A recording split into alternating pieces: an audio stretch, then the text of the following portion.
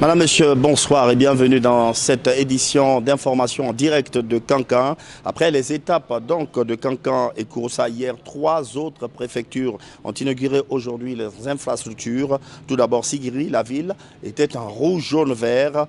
Le chef de l'État y est arrivé en début d'après-midi, mais avant, les autorités préfectorales ont procédé à une vaste opération d'assainissement. Mabintila Issouma.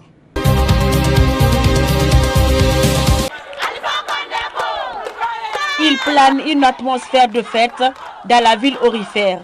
Depuis plusieurs semaines, filles et fils de Sigiri s'activent pour la réussite de la fête d'indépendance et pour l'inauguration des infrastructures.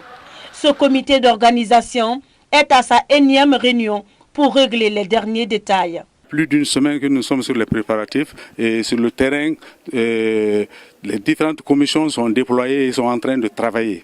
Nous sommes aux anges parce que le président nous a gâtés. C'est à juste titre qu'il dit que Sigiri est la capitale du RPG. Et c'est effectivement, il l'a prouvé et il nous a donné 28 infrastructures. 28, imaginez, c'est tout un symbole. Pendant ce temps, la ville fait sa toilette.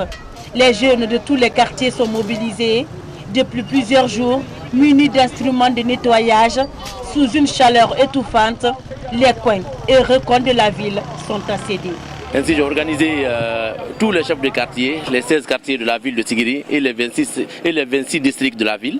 On a fait une réunion. Je crois que les chefs de quartier ont bien entendu l'appel et ils sont descendus sur le terrain. La ville est en train de faire sa toilette et je crois que la ville sera entièrement propre et sera prête à recevoir la délégation présidentielle. Sigiri s'apprête donc à recevoir avec une impatience non dissimulée le chef de l'État et sa délégation dans une ambiance de joie et une apothéose de reconnaissance. Hier, juste après Kankan, le président Alpha Condé s'est rendu à Kouroussa. 22 infrastructures ont été inaugurées. Parmi elles, une somptueuse mosquée pour les fidèles. Les échos de l'étape de Kouroussa avec Fodé Bangali Fofana.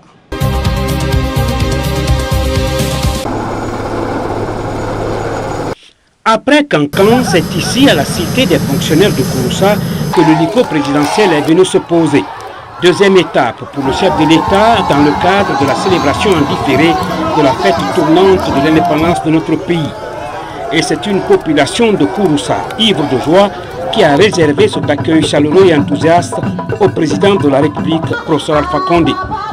L'occasion pour lui de procéder à l'inauguration officielle de nombreuses infrastructures réalisées. Cette belle mosquée fait partie de ces nombreux édifices réalisés ici à Kouroussa, dont les travaux d'exécution ont été contrôlés et suivis par les cadres des grands projets. À Kouroussa, je peux vous avouer que c'est excellent. Je félicite les entreprises qui ont eu à travailler à Kouroussa et qui ont fait vraiment objet de professionnalisme, et ça donne même une autre image. Ça veut dire qu'on peut faire confiance maintenant aux entreprises locales. Ce bijou a été conçu et bâti ici en un an. Le coût de sa réalisation s'élève à 10,690 milliards de nos francs, totalement financé par l'État. J'étais très enchanté de recevoir le président. On a commencé les travaux il y a un an et ça a été achevé maintenant. C'est une mosquée contemporaine et ce n'est pas ma première mosquée. On a déjà réalisé une mosquée à Conakry. On s'inspire, j'ai des architectes et voilà, on a nos propres secrets dans ce domaine. Cette mosquée est bâtie sur un terrain d'à peu près 6 000 m² et avec une emprise au sol de 750 m² et un rez-de-chaussée qui comprend une salle de prière de 350 m² pour les hommes. Il y a un bureau pour les autres, un bureau d'imam, une bibliothèque, un bureau pour le directeur et on a les toilettes, l'ensemble des toilettes, aussi bien pour les femmes que pour les hommes.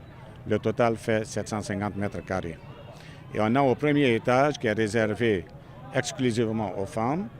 Il y a 230 m² de salle de prière et nous avons 120 m², 2 corridors de 60 m² chacun, totalisant 350 m². Au total, nous avons 850 m² de surface de prière qui font une capacité d'à peu près 1000 fidèles de prière à l'intérieur. Et à l'extérieur, nous avons 1800 m² d'espace bétonné qu'ils peuvent utiliser pour les prières. Et ça fait une capacité de 2000 fidèles pour l'extérieur. Un chef-d'œuvre qui a hautement impressionné le chef de l'État, professeur Alpha Condé. À Kerouané, les populations ont bénéficié de 14 infrastructures. Elles ont toutes été inaugurées ce matin. Les membres de la commission d'organisation appellent les populations à en prendre le plus grand soin. Abdul Karim Kamara et Adama Elsa Traoré. Les fils de Sanankoro accueillent l'homme qui a fait de leur ville une cité moderne.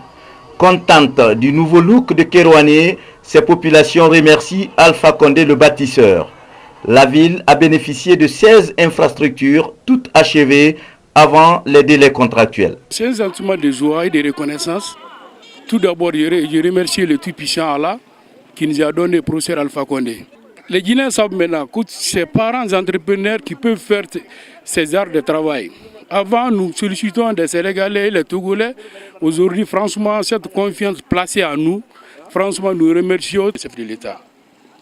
Les infrastructures à peine réceptionnées, cadres et ressortissants de Kerouané se projettent dans la préservation et l'entretien de ces édifices. Pour eux, cela passe forcément par la culture de la paix et de la tolérance. Les fils et les filles de Kerouané sont engagés résolument à soutenir M. le Président, mais aussi à l'accompagner.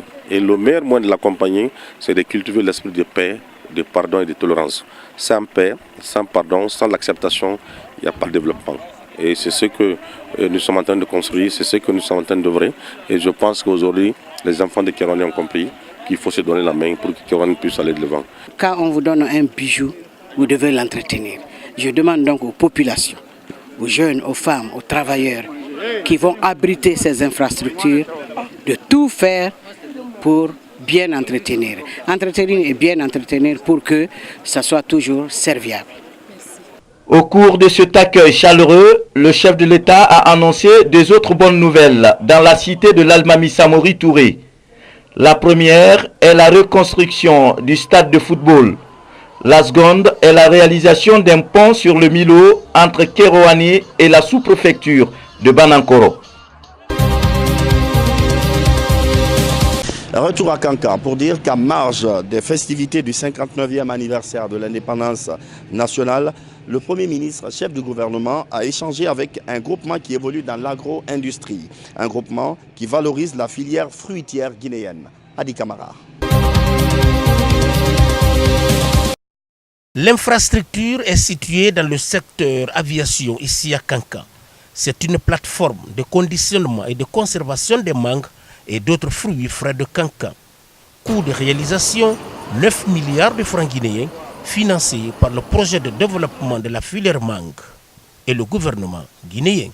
Selon les données de la recherche agronomique, la collection guinéenne comporte plus de 70 variétés de mangue, parmi lesquelles 5 variétés sont exportables. Amélie, Kent, Kate, Palmer et Smith. Le potentiel de commercialisation d'exportation est estimé à 105%. 105% de tonnes environ selon toutes les variétés confondues. Estimation de 2000. Le projet vient renforcer la capacité de collecte, de conditionnement et de conservation des mangues destinées à l'exportation. Avec cette unité, la Guinée va améliorer la production et la qualité des mangues. Le projet de développement de la filière mangue en Guinée, Prodefima, est un programme initié par mon département avec l'appui financier du gouvernement guinéen et du Fonds d'affectation spéciale du cadre intégré renforcé de l'Organisation mondiale du commerce, OMC. De portée nationale, ce projet s'inscrit dans le cadre de la politique du gouvernement guinéen visant à l'amélioration des revenus des acteurs de la filière mangue à travers l'augmentation du volume des exportations.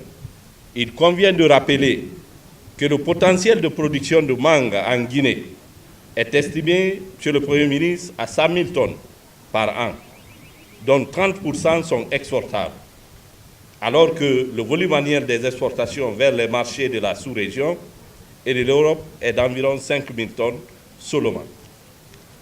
Cela constitue alors un manque à gagner important, non seulement pour les planteurs, dont ceux de la région de Kankan, qui est le plus grand bassin de production, mais aussi et surtout pour l'économie guinéenne. Quant au Premier ministre chef du gouvernement Mamadi Yula, il a mis l'accent sur la nécessité de viabiliser tous les projets destinés à la promotion du monde rural.